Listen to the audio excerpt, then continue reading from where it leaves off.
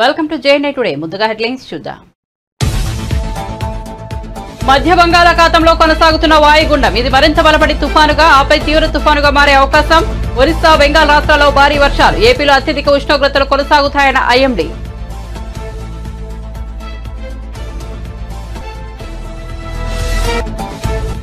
శ్రీధర్ రెడ్డి హత్యను రాజకీయంగా వాడుకోవడానికే నాపై నిందలున్న మంత్రి జూపల్లి కృష్ణారావు. శ్రీధర్ రెడ్డి కుటుంబంలో భూ తగాదాలు ఉన్నాయి. CBI విచారణకు, జ్యుడిషియల్ విచారణకు సిద్ధమన్న మంత్రి.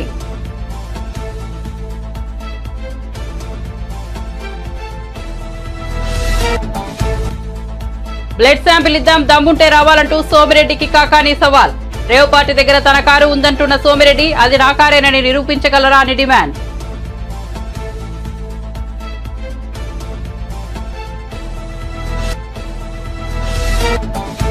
బీఆర్ఎస్ అభ్యర్థి గోల్డ్ మెడలిస్ట్, కాంగ్రెస్ అభ్యర్థి బ్లాక్ మెయిలర్. ఎవరిని ఎన్నుకుంటారో తేల్చుకోండన్న కేటీఆర్. మోసగాళ్ల మాటలను నమ్మి గోసపడవద్దని అసెంబ్లీ ఎన్నికల్లో కేసీఆర్ చెప్పారు. ఆయన కాంగ్రెస్ ను నమ్మి ఓటు వేశారని వెల్లడి.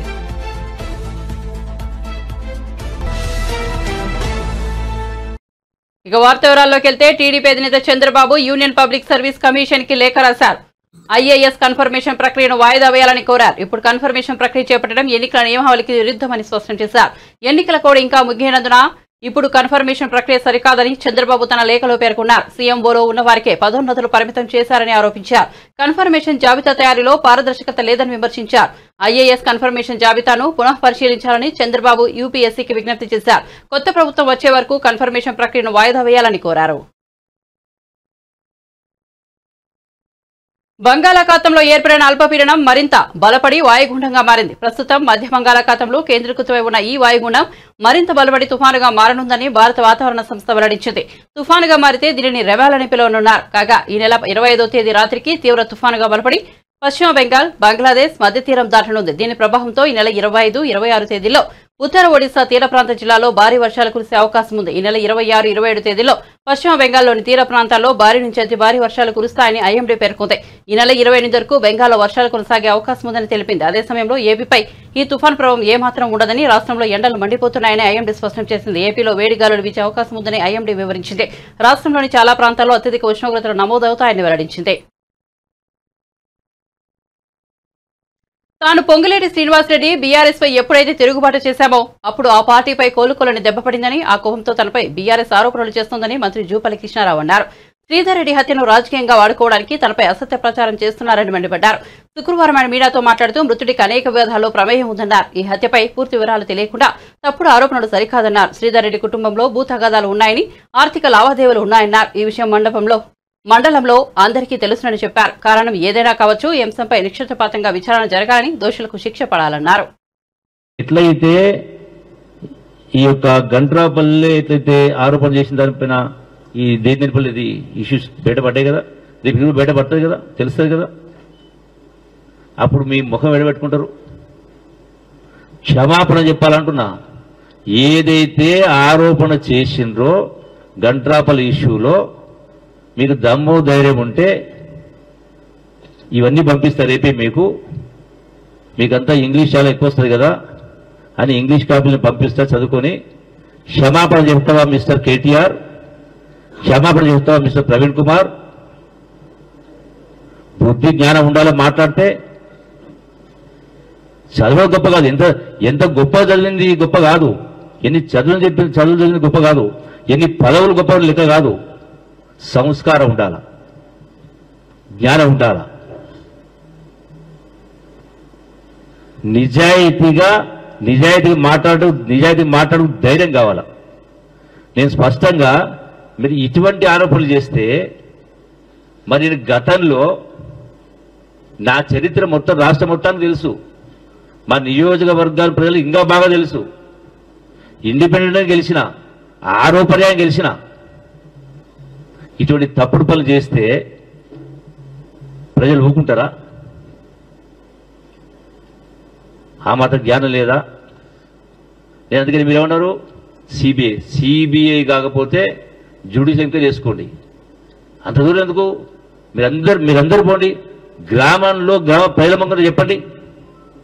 ఎక్కడేదో గ్రామ ప్రజల ముంగట ఇదే గంటాపురం మీరు. నేను సవాల్ విసురుతా ఉన్నా, ఇదే కేటీఆర్ను, ఇదే ఆయనతో పాటు పోయినటువంటి వాళ్ళందరినీ కూడా ప్రవీణ్ కుమార్ ఇంకోరైనా ఇదే గంట్రాపన ఆమె ఆరోపణ చేసింది కదా, నిన్న ఎటువంటి ఆరోపణ చేసిండో ఇదే ఆరోపణ గంట్రాపన చేసింది కదా. మీకు ధైర్యము దమ్ము ఉంటే డైరెక్ట్గా గ్రామాలకు వెళ్ళి చౌరస్తా నిలబడండి మీరు ప్రజల సమక్షంలో, దమ్ము ధైర్యం ఉంటే. రేపు 20 లక్షల్లో ఏం జరుగుతుందో మనం wait for the enquiry. 24 hours కాలే ఒకటే ఉదయం జరిగితే ఇప్పుడు మధ్యరాత్రి ఇప్పుడు తెలియదు. ఉదయం అసలు ప్రజలకు తెలిసిందే ఉదయం తెలిస్తే మీరు 11 గంటలకు తయారైండ్రు, మధ్యాహ్నం అడిపోయినారు. దీన్ని బట్టి ఏమర్థమవుతుంది? కనీసం నీవే మాట్లాడినావు పూర్వాపరాలు తెలుసుకుందామని, మరి పూర్వాపరాలు తెలియకుండా ఎట్లా ఆరోపణలు చేసినావు? అరే దుగ్ధ కాదా ఇది? మా మీద కోపం కాదా? మీకు ఏం దొరకలేదు కాబట్టి ఇటువంటి చేస్తారా? నేను క్షమాపణ డిమాండ్ చేస్తా ఉన్నా. ఇంకొకసారి ఇటువంటి తప్పుడు ఆరోపణలు చేస్తే ఇప్పుడు నిజంగా నేను ప్రశ్న మాట్లాడుతా ఉన్నా. రా చౌరస్తాకు రా, నీవు ప్రవీణ్ గారు రా, 7 గంటలకు వస్తా నేను. ఆ బాధ కుటుంబాలు వెళ్ళిపోయండి. బేకు నాయలు బేకు మాట మాట్లాడుకుంటూ మీ బేకు మాట కూడా ఇంత అంటే పబ్లిక్ అంతా చూతే చేస్తారా? మీ బాగా ఉంది పత్రిక మీడియా అడ్డం ఉందని. You are unfit to be politicians. ఈ రోజు దగ్గర తప్పుడు ఆరోపణలు చేసినా ఎవరిపైన ఎన్నో జరిగినాయి.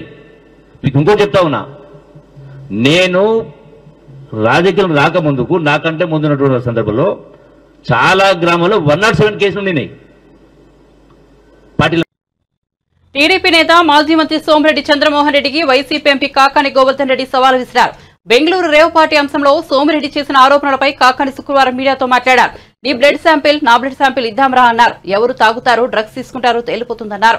తన పాస్పోర్ట్ కార్డులో లభ్యమైందని చెప్పారని, ఇదిగో నా పాస్పోర్ట్ చూడనంటూ చూపించారు. అక్కడ ఉన్నది తన కారే అని నిరూపిస్తావా అంటూ కాకానికి సవాల్ విసిరారు. తన పాస్పోర్ట్ రేవ్ పార్టీ వద్ద ఉన్న కారులో దొరికింది అంటే రుజువులు చూపించాలని డిమాండ్ చేశారు. కారు విజయవాడకు చెందిన తుమ్మల వెంకటేశ్వరరావుది అన్నారు. ఫామ్ హౌస్ యజమాని గోపాల్ రెడ్డి ఎవరో తనకు తెలియదన్నారు. దాంతో పాటు ఎవరికి ఏ అలవాట్లు ఉన్నాయనేటువంటిది ప్రజలకు తెలియాలి. కాబట్టి ఒకసారి నీ బ్లడ్ శాంపిల్ నా బ్లడ్ శాంపిల్ 2 ఇస్తే కౌంటింగ్ దాకా పూజలు చేస్తాడయ్యానని, కాబట్టి కౌంటింగ్ దాకా దేవుడు నువ్వు నమ్మతామని నేను అనుకుంటున్నా.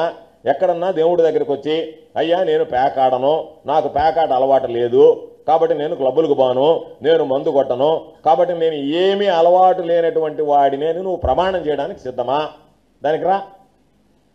దానికి ముందుకు రా. ఈరోజు నువ్వు మాట్లాడడం ఏదో నేను మాట్లాడేసానులే పెద్దగా ఎర్రగా తీశానని చెప్పి వెళ్ళిపోవడం కాదు. సిగ్గు, శరము, రోషము, పౌరుషము, నీతి, జాతి ఇవన్నీ ఉన్నాయని నేను అనడంలా. ఉంటే ఒకవేళ ఏదన్నా నీలో 1% నేను చెప్పినటువంటి విధంగా నా మీద చెప్పినటువంటి ఆధారాలకు రుజువు చేయి. లేదు నేను చెప్పేటువంటి ఆధారాలు నీ కాదు అని చెప్పి రుజువు చేసుకో. దాన్ని నేను సిద్ధంగా ఉన్నా. నేను కూడా వస్తాను నీతో పాటు. మరి ఇద్దరం ఇద్దాం.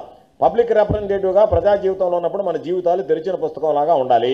నువ్వు రాజకీయంగా నా మీద పోరాడు, రాజకీయంగా నా మీద విమర్శలు చేయి. ఎన్ని రకాలైనటువంటి విమర్శలు చేశావు నువ్వు, అనేక రకాలైనటువంటి కంప్లైంట్ చేశావు నా మీద ఎన్నికల కమిషన్కి.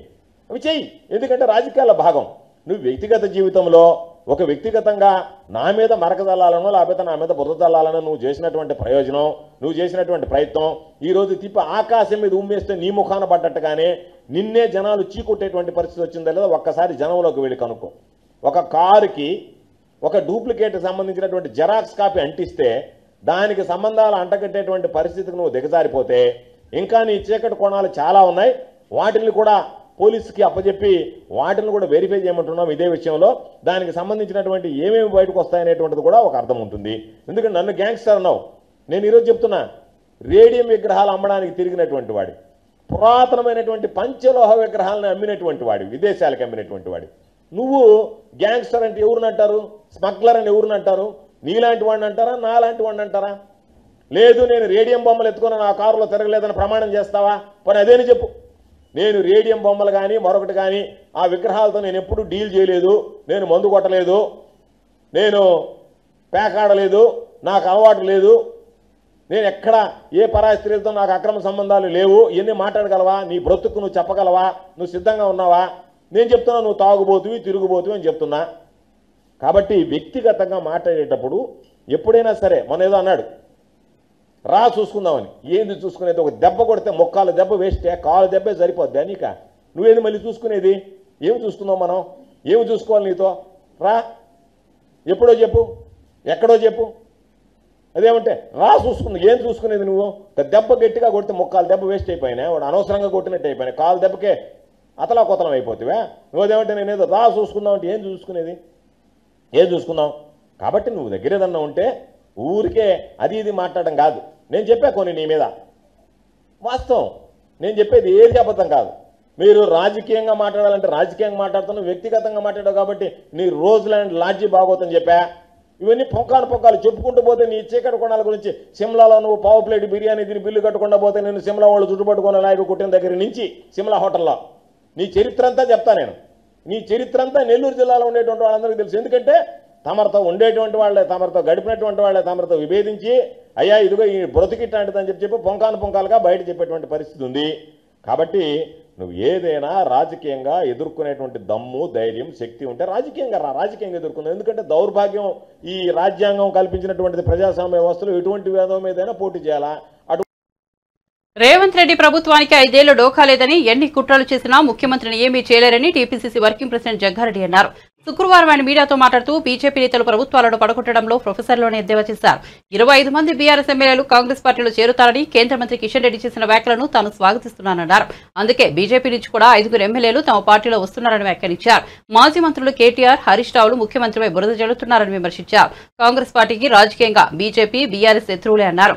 కాంగ్రెస్ అధికారంలోకి వచ్చాక ప్రతీకార రాజకీయాలకు పాల్పడుతోందన్న బీఆర్ఎస్ నేతల ఆరోపణలపై కూడా జగ్గారెడ్డి స్పందించారు. కాంగ్రెస్ ఏనాడు హత్య రాజకీయాలను ప్రోత్సహించలేదన్నారు. తెలంగాణలో ఎప్పుడూ హత్య రాజకీయాలు జరగలేదన్నారు. అంటే కిషన్ రెడ్డి గారు మాటల్లో ఏం కనబడ్డదంటే మాకు ఈ 25 మంది బీఆర్ఎస్ ఎమ్మెల్యేలు కాంగ్రెస్లో చేరుతారు అని చెప్పిండు అని అంటే దాని యొక్క ముఖ్య ఉద్దేశం ఏంటంటే ఈ 5 నెలల కాంగ్రెస్ గవర్నమెంట్ తెలంగాణలో మంచి పరిపాలన అందించింది కాబట్టి అందుకే 25 మంది ఎమ్మెల్యేలు కాంగ్రెస్లో జాయిన్ అవుతారని చెప్పినట్టుగానే కాంగ్రెస్ పార్టీ భావిస్తున్నది.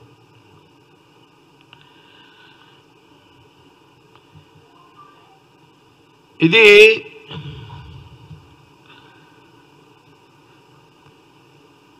ఒక అందుకు చెప్పాలంటే కాంగ్రెస్ జాతీయ స్థాయిలో ఎక్కడైనా కానీ జాతీయ రాజకీయాల్లో కాంగ్రెస్కి బీజేపీకి ఎక్కడ కూడా పడదు. రాజకీయంగా మేము కాంగ్రెస్ బీజేపీ 2 శత్రువులే జాతీయ స్థాయిలో, పాలసీల పరంగా శత్రువులం. కానీ అలాంటి పార్టీ అధ్యక్షుడే ఈరోజు కాంగ్రెస్ స్టేట్లో మంచిగా పరిపాలిస్తుందనే నిర్ధారణలోనే 25 మంది బహుశా ఇక అని ఆ స్టేట్మెంట్ ఇచ్చినట్టుగానే కాంగ్రెస్ పార్టీ భావిస్తుంది.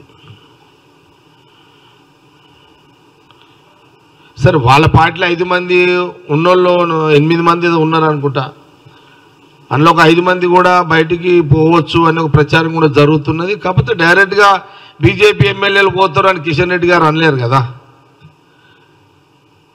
డైరెక్ట్గా బీఆర్ఎస్ గురించి చెప్పిండు, ఇండైరెక్ట్గా కొంత బీజేపీ కూడా బీజేపీ మీద ఇంటిచ్చినట్టుగా మాకు అట్లా కనిపిస్తుంది.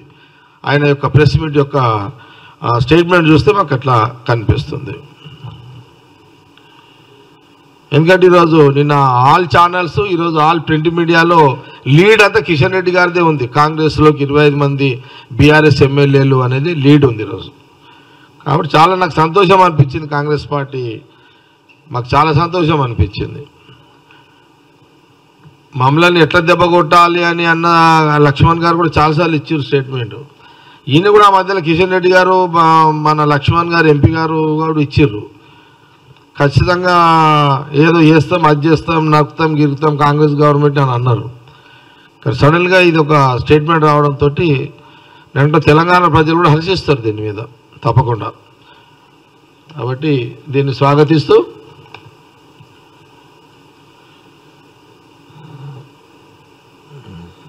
ఇప్పుడు ఈ వరి దాని మీద మాట్లాడుతున్నాడు.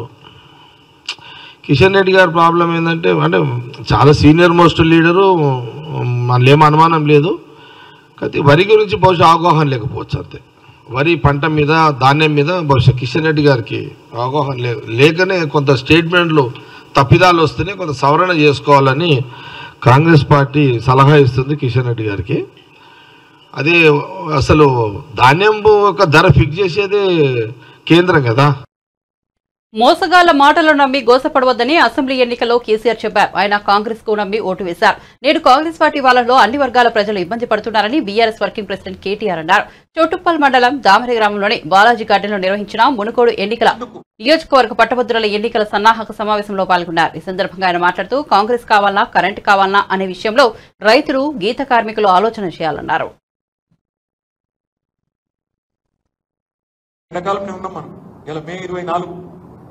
ఎప్పుడన్నా కేసీఆర్ ఉన్నప్పుడేమో నాట్లు అప్పుడు వేస్తుండే రైతు బంధు. నాటేసుకునేటప్పుడు కేసీఆర్ గారు రైతు బంధు వేసేది. రేవంత్ రెడ్డి కొత్త పాలసీ తీసుకున్నాడు. నాట్లు వేసేటప్పుడు అవసరం లేదంట రైతు బంధు, ఓట్లు వేసేటప్పుడు అవసరంగా ఉంటాం. మనం ఆ క్యామమల్లేషన్ ఎలక్షన్ లో ఓట్లప్పుడు గప్పుడు ఇచ్చిండు. ఎందుకంటున్నా అంటే మనం పిచ్చోళ్ళు అనుకుంటున్నాడు ఆయన. పాత రైతు బందే ఇచ్చి, కేసీఆర్ ఇచ్చిన రైతు బందే ఇచ్చి రైతు భరోసా నేను బిల్డప్ ఇచ్చినా ఇళ్ళకే మెరక మళ్ళా నాకే గుద్దుతారు. మొన్న 67,000 ఓట్లతో గెలిచినాం నగరేకల్లా, రేపు మళ్ళా గెలుస్తాం, ఎందుకు గెలవము అనే ధీమా. మా ఆడబిడ్డలు ఇక్కడ ఉన్నారు, మీకు ఎన్ని చెప్పిండమ్మా? నెలకు 2,500, 18 ఏళ్ల నిండిన ఆడబిడ్డలందరికీ నెలకు 2,500. కేసీఆర్ పెళ్లి చేసుకుంటే ₹1,00,000 ఇస్తున్నాడు, నేను తులం బంగారం ఇస్తా. ముసలోళ్లకు కేసీఆర్ ఇంట్లో ముసలమ్మకో ముసలయ్యకో ఇస్తున్నాడు, నేను ఇద్దరికి ఇస్తా, ఇద్దరికి చెరి 4,000 ఇస్తా. ఇన్ని కథలు చెప్తే పాపం మా ఆడబిడ్డలు కూడా వాళ్ళు కూడా మోసపోయి వాళ్ళు కూడా ఓట్లేసిండు. ఫ్రీ బస్సు, బంగారం అన్ని చెప్తే బుద్ధిలు. ఒక్కలకన్నా వచ్చిందా 2,500 నగరేకల్లో? ఒక్కలకు. కానీ సిగ్గు లేకుండా ఎట్లా అబద్ధాలు చెప్తారంటే, ఆదిలాబాద్ కు రాహుల్ గాంధీ వచ్చిండు మొన్న పార్లమెంట్ ఎన్నికల్లో. ఆయన చెప్తున్నాడు అక్కడ ఓపెన్ గా మా బహిరంగ సభల, మేము నెలకు 2,500 పథకం స్టార్ట్ చేసినాం, పడుతూనే ఉన్నాయి అకౌంట్లల్లా, మొత్తం ఎక్కడికక్కడ పోతూనే ఉన్నాయని చెప్తున్నాడు. ఉత్తరప్రదేశ్ లో ప్రియాంక గాంధీ చెప్తున్నది, మేము తెలంగాణలో మా ప్రభుత్వం వచ్చింది రాగానే అక్కడ మహాలక్ష్మి పథకం చాలు చేసినాం, 2,500 రూపాయలు పడుతూనే ఉన్నాయి, జరిగిపోతూనే ఉన్నదని చెప్పి అక్కడ చెప్తా ఉన్నాను. అవన్నీ ఎందుకు? రేవంత్ రెడ్డి మన ఇక్కడికి కూడా వచ్చింది కదా ప్రచారానికి, భువనగిరి పార్లమెంట్ కి. ఏమన్నాడు వచ్చి, 6 గ్యారెంటీలలో 5 అమలు చేసినాం, 5 అమలు అయిపోయినాయి అంట. మాకైతే తెలియదు, ఇక్కడ మీరు చెప్పాల అమలు అయిపోయినాయి 5 గ్యారెంటీలు. 6 గ్యారెంటీలలో 13 హామీలు ఉన్నాయి. అవి కాకుండా మరొక 407 ప్రామిసులు వేరే ఉన్నాయి. మొత్తం కలిపి 420 హామీలు ఉన్నాయి. ఒక్కటి అమలు చేసింది ఇప్పటికి, ఒకటే ఒక్కటి. ఏంటిది అది? బస్సు. ఇక ఆ బస్సు అందం చెప్పరాదు. అందులో ఆడోళ్ళు కొట్టుకున్నాడు, మొగోళ్ళు తిట్టుకున్నాడు. ఆడోళ్ళేమో సీట్ల కోసం కొట్టుకుంటారు, మొగోళ్ళేమో టికెట్ కొనుక్కొని ఏం దరిద్రం రాని మొగోళ్ళు తిట్టుకుంటారు. వైసీపీ పాలనలో ఎస్సీ, ఎస్టీ, మైనారిటీలకు రక్షణ లేకుండా టీడీపీ రాష్ట్ర అధికార ప్రతినిధి సయ్యద్ రఫీ ధ్వజమెత్తారు. మార్చలలో 6గుని హతమార్చారని మండిపడ్డారు. 79 మందిపై దాడులకు తెగబడగా అందులో 51 మంది ఎస్సీ, ఎస్టీ, మైనారిటీలని తెలిపారు. జగన్ రెడ్డి పాలనలో పిన్నెల్లి హింసకు, రక్తపాతానికి అడ్డు లేకుండా పోయిందని దుయ్యబట్టారు. ఈవీఎంలను ధ్వంసం చేసిన పిన్నెల్లిపై కేసు నమోదు చేయకుండా పోలీసులే తప్పించడం సిగ్గుచేటని విమర్శించారు. చేస్తున్నటువంటి దౌర్జన్యాల మీద నేను ఈ ప్రెస్ మీట్ ఏర్పాటు చేశాను. అయితే వైసీపీ నాయకులు ఏం మాట్లాడుతున్నారంటే, ఎస్సీ, ఎస్టీ, బీసీ, మైనారిటీలు ఓట్లు వేయటానికి వస్తే తెలుగుదేశం నాయకులు అడ్డుకున్నారు, అందుకనే గొడవలు జరుగుతున్నాయి. ఎస్సీ, ఎస్టీలు, బీసీలు, మైనారిటీలు మా పక్షాన ఉన్నారు, మేము వాళ్ళకి ఉద్ధారకులం అని చెప్పి మాట్లాడుతూ ఉన్నారు. నేను ఈ సందర్భంగా మాచర్లలో పిన్నెల రామకృష్ణారెడ్డి, అతని సోదరులు, అతని ముఠా 6గురిని హతమార్చారు. స్థానిక సంస్థల ఎన్నికల్లో దాడులు, దౌర్జన్యాలు 18. మాచర్ల నియోజకవర్గంలో 77 పంచాయతీలు ఉంటే 74 దౌర్జన్యంగా ఏకగ్రీవం చేసుకున్నారు. ఇది ప్రజాస్వామ్యం. జగన్మోహన్ రెడ్డి చెప్పే ప్రజాస్వామ్యం ఇది. మాచర్ల మున్సిపల్ ఎన్నికల్లో ప్రతిపక్ష పార్టీలు ఒక్క నామినేషన్ కూడా వేయనీయకుండా హింసాత్మకంగా అడ్డుకున్నారు. ఎవ్వరు నామినేషన్ వేసే పరిస్థితులు. పోలీసులు, వైసీపీ గూండాలు అక్కడ యథేచ్ఛగా శైర వ్యవహారం చేశారు. దీని మీద నిజ నిర్ధారణ కమిటీ వేసి మా మాజీ MLA Bonda Umamaheswararao, MLC Buddha Venkanna, high court advocate Para కిషోర్లు అక్కడికి వెళ్తే వాళ్ళ కారు మీద తురుగా కిషోర్ అనేటువంటి ఒక గూండా వాళ్ళని చంపటానికి ఇంత పెద్ద దుంగ తీసుకొని ఆ అద్దాలు పగలు కొట్టుకుంటూ చేసినటువంటి దౌర్జన్యం మొత్తం దేశం చూసింది. అయితే ఆ తురుగా కిషోర్కి ఏం చేశాడు జగన్మోహన్ రెడ్డి? మున్సిపల్ చైర్మన్ పదవి కట్టుబట్టాడు. తాజాగా ఎన్నికల్లో పోలింగ్ బూత్ 202లో పిన్నెల రామకృష్ణారెడ్డి విచక్షణ కోల్పోయి తన సహజ నేర సంస్కృతిలో భాగంగా ఈవీఎంలు ధ్వంసం చేశాడు. దాని మీద పెద్ద ఎత్తున చర్చ జరుగుతూ ఉంది. అతను పారిపోయాడు. విదేశాలకు వెళ్ళాడో తెలియదు, ఇతర రాష్ట్రాల్లో తలదాల్చుకుంటున్నాడో తెలియదు, హైదరాబాద్లో ఉన్నాడో తెలియదు, ఆంధ్రప్రదేశ్లో ఉన్నాడో తెలియదు. పోలీసులు మాత్రం 8 బృందాలు వేసి ఎతుకుతున్నామని చెప్పి చెప్తా ఉన్నారు. నువ్వు ఒక ఎమ్మెల్యేవే కదా, నీకు బాధ్యత లేదా? నువ్వు పారిపోతావా? ఇదా జగన్మోహన్ రెడ్డి ఇతన్ని భుజం మీద చేసి చాలా మంచోడు, ఇతను ఇంకా రేపు ప్రభుత్వం వస్తే ఇంకా పైన అంటే మంత్రి పదవి కట్టపెడతా, ఇతని ఓట్లేసి గెలిపించాడని చెప్పాడు ఈ మహానుభావుడు గురించి. ఆ సందర్భంగా మా Telugu Desam party polling agent Namburu Srinivasa Rao ఇది తప్పు, నువ్వు ఈవీఎంలు పగలకూడదు తప్పు అంటే అతను తల పగలగొట్టారు. అతన్ని హత్యా నేరం కింద అరెస్ట్ చేయకుండా తెలుగుదేశం పార్టీ అధికార ప్రతినిధి బుద్ధా వెంకన్న కీలక వ్యాఖ్యలు చేశారు. ప్రస్తుతం తమ పార్టీ జాతీయ ప్రధాన కార్యదర్శిగా ఉన్న నారా లోకేష్ కు అధినేత చంద్రబాబు నాయుడు ప్రమోషన్ ఇవ్వాలని, రాష్ట్ర అధ్యక్ష బాధ్యతలు అప్పచెప్పాలని అన్నారు. ఇది తమ వినతి పత్రం కాదని డిమాండ్ అని వ్యాఖ్యానించారు. శుక్రవారం విజయవాడలో ఆయన విలేకరుల సమావేశంలో మాట్లాడారు. కీలకమైన శాఖ ఇస్తారు, అచ్చెన్నాయుడు గారికి కీలకమైన శాఖ ఇస్తారు. అయినా సరే నేను కూడా రిక్వెస్ట్ చేస్తున్నాను చంద్రబాబు నాయుడు గారిని, ఆయనకి కీలకమైన శాఖ ఇవ్వాలి, ఈయనకి రాష్ట్ర అధ్యక్ష బాధ్యతలు అప్పచెప్పాలి. మీరు బీసీలు, ఎస్సీలు, మైనార్టీలు లేకపోతే ఇంకొకరు ఏమని అనుకుంటున్నారేమో, ఎవరు ఏమనుకోము. బీసీలు, ఎస్సీలు, ఎస్టీలు, మైనార్టీలు అందరూ కూడా మీ వెనకాతలే ఉంటారు. కాబట్టికి ఎవ్వరు ఏమనుకోరు. ఇవాళ నుంచి ప్రతి BC, SC, minority Lokesh Babu గారికి రాష్ట్ర అధ్యక్ష బాధ్యతలు అప్పచెప్పాలని అందరూ చెబుతారు. కాబట్టికి మేము చంద్రబాబు నాయుడు గారిని మాత్రం డిమాండ్ చేస్తున్నాం, ఈ పదవిని చేపట్టాలని లోకేష్ బాబు గారిని రిక్వెస్ట్ చేస్తున్నాం. ఆలోచన ఎందుకు రావడం ఏముందండి, ఇప్పుడు అరే తప్పది. ఇవాళ పార్టీ 130 సీట్లు వస్తున్నాయి. అచ్చెన్నాయుడు గారికి కూడా ప్రమోషన్ ఇవ్వాలి, ఆయనకి కీలకమైన శాఖ ఇవ్వాలి. 2 శాఖలు చేయలేరు. కాబట్టి నేను లోకేష్ బాబు గారిని కూడా మంత్రి పదవి ఇది 2 చేపట్టమంటలేదే.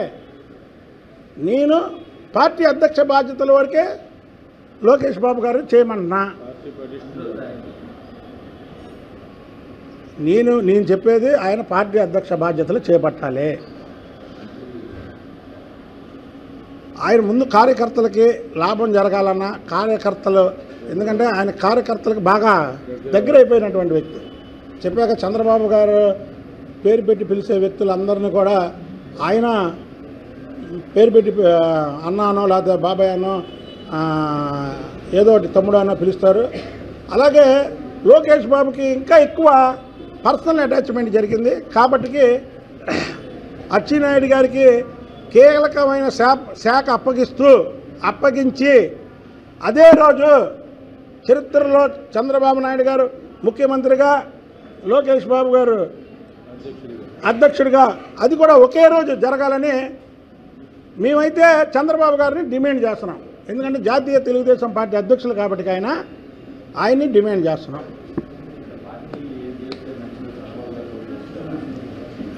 ఇప్పుడు చంద్రబాబు గారికి తెలుసు, మేము సూచించి, నేను చంద్రబాబు నాయుడు, నేను పార్టీలో వన్ ఆఫ్ ది మెంబర్నే కదా. నేను రాష్ట్ర పార్టీ తెలుగుదేశం పార్టీ ప్రధాన కార్యదర్శిని. 5 ఏళ్ళు తెలుగుదేశం పార్టీ గురించి పోరాడానా లేదా చెప్పండి మీరు? పోరాటం చేయలేని వాళ్ళు టికెట్లు తెచ్చుకున్నారా? మాకు టికెట్లు ఇవ్వకపోయినా మేము పార్టీకి అంకిత భావంతో ఆ కుటుంబానికి లాయల్గా మేము ఉన్నాం కదా. కాబట్టి డిమాండ్ చేసే హక్కు నాకుంది. అది కూడా చెప్తున్నా, డిమాండ్ చేసే అర్హత నాకుంది. కాబట్టి నేను అది చేస్తున్నా. నా గురించి అయితే కరెక్ట్ కాదు. అది అందుకనే చెప్పేది నేను ఒక బీసీ. కాంగ్రెస్ ప్రభుత్వం ఉద్యోగులను, నిరుద్యోగులను మోసం చేసింది. 6 గ్యారంటీలను 100 రోజుల్లో అమలు చేస్తామని మోసపూరిత హామీలిచ్చి గెలిచాక ఒక్క హామీ కూడా అమలు చేయలేదని మాజీ మంత్రి ఎమ్మెల్యే హరీష్ రావు అన్నారు. శుక్రవారం పట్టభద్రుల ఎన్నికల ప్రచారంలో భాగంగా ఖమ్మం జిల్లా సత్తుపల్లి నియోజకవర్గంలో నిర్వహించిన సన్నాహక సమావేశంలో పాల్గొని మాట్లాడారు. హామీలను అమలు చేయకుండా మొద్దు నిద్రపోతున్న కాంగ్రెస్ ను తట్టిలేపాలంటే ఆ పార్టీని ఓడగొట్టాలని పిలుపునిచ్చారు. తర్వాత ఇవాళ చేతులెత్తింది కాంగ్రెస్ పార్టీ. ఏం చెప్పారు? 6 5 అయినాయట. 5 అయినాయా?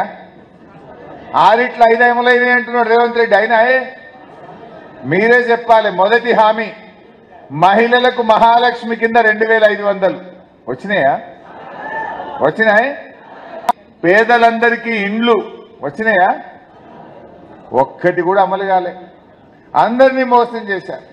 ముఖ్యంగా విజ్ఞానవంతులు, మేధావులు, విద్యావంతులు, గ్రాడ్యుయేట్లు ఇవాళ మీరు ఆలోచించాలి. ఇక్కడ కాంగ్రెస్ పార్టీ ఓడిపోతే ఉన్న గవర్నమెంట్ పడిపోతుందా? కాంగ్రెస్ గవర్నమెంట్ ఏం పడిపోదు. కానీ గ్యారంటీల అమలు విషయంలో మొద్దు నిద్రపోతున్న ఈ కాంగ్రెస్ ప్రభుత్వాన్ని మనం తట్టి లేపిన వాళ్ళమైతాం. బిడ్డ నువ్వు అమలు చేయలేదు కనుకనే నేను ఓడగొట్టినామని వాళ్ళ కళ్ళు తెరిపించాల్సిన అవసరం ఉంది. ఇలా విద్యార్థులకు ఏం చెప్పారు? 5 లక్షల విద్యార్థి భరోసా కార్డు ఇస్తామన్నారు. అమ్మాయిలకు స్కూటీలు ఇస్తామన్నారు.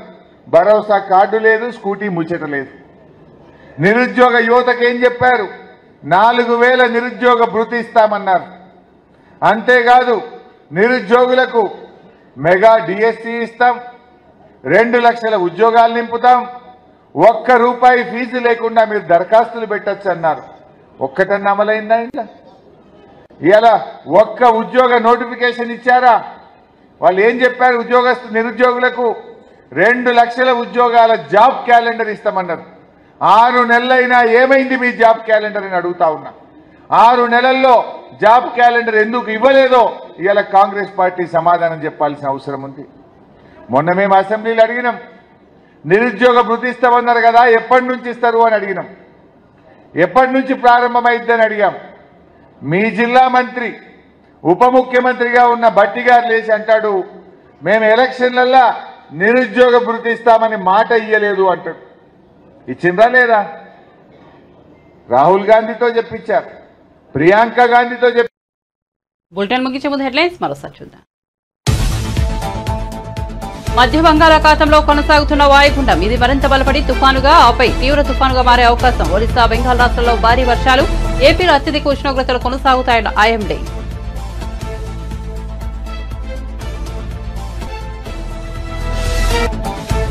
శ్రీధర్ రెడ్డి హత్యను రాజకీయంగా వాడుకోవడానికి నాపై నిందలున్న మంత్రి జూపల్లి కృష్ణారావు. శ్రీధర్ రెడ్డి కుటుంబంలో భూతగాదాలు ఉన్నాయి. సిబిఐ విచారణకు, జ్యుడిషియల్ విచారణకు సిద్ధమన్న మంత్రి.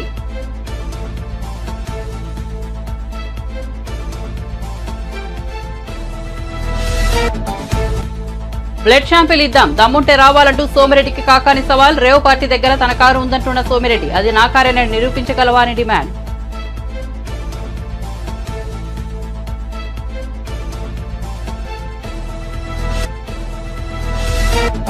బీఆర్ఎస్ అభ్యర్థి గోల్డ్ మెడలిస్ట్, కాంగ్రెస్ అభ్యర్థి బ్లాక్ మెయిలర్ ఎవరిని ఎన్నుకుంటారో తేల్చుకున్న కేటీఆర్ మోసగాల మాటలు నమ్మి గోసపడవద్దని అసెంబ్లీ ఎన్నికల్లో కేసీఆర్ చెప్పారు. అయినా కాంగ్రెస్ ను నమ్మి ఓటు వేశారని వెల్లడి.